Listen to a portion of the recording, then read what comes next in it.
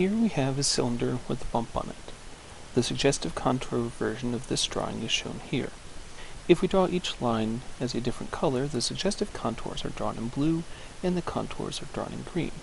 Using our classification scheme, we see different colors for the different suggestive contours. The red line here denotes a Category 4 line, those that extend a contour but do not intersect a ridge or valley, and the black line denotes a Category 1 suggestive contour, those that do not extend a contour, do not intersect a ridge or valley, and deviate from a parabolic line.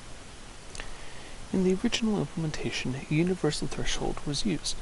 In order to get rid of the Category 1 line, we must move up the threshold accordingly. However, this leads to a problem where changing viewpoints can bring this back, and additionally, other information about the suggestive contour that extended the contour has been lost. Using the categorization scheme, we have individual thresholds for each one, as well as the option to not draw them at all.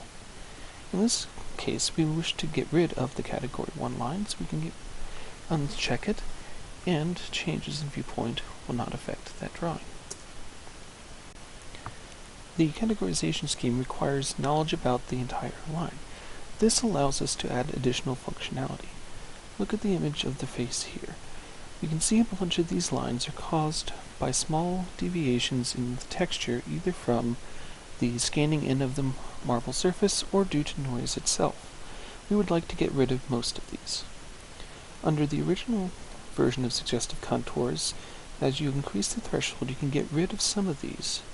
But even at the highest point, there are still those that will remain, and you've lost a lot of detail before.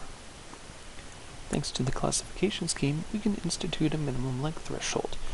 Any suggestive contours that do not go through a certain number of triangles will be excluded. Here we can increase this minimum length threshold to a desired value. You see that most of the noise has disappeared without any loss of important detail. There are still some points that need to be thresholded out, but we can also look at the various labels to see which ones we might need to tune. The same can be applied to noisier versions of the mesh. Here,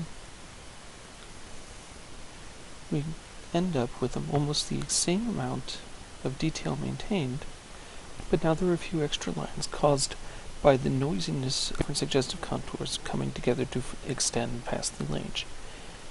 In practice, as long as these are less than the important features you wish to maintain, you can get rid of them, but at some point the noise can cause the suggestive contours to be longer than the important features, and other thresholding may be required.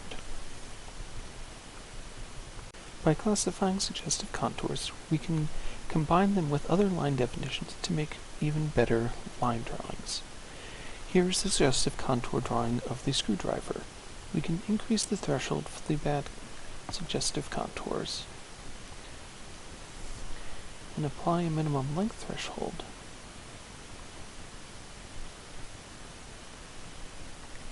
so that we now have the important suggestive contours of the screwdriver. Now, if we wish to add ridges and valleys, we can do so, and by upping the threshold, we get a very good drawing. The extra line along the shaft differentiates where it's going from a planar to a cylindrical shaft. The valley denotes the boundary between the shaft and the handle, and the ridge along the base of the handle gives a more well-defined shape.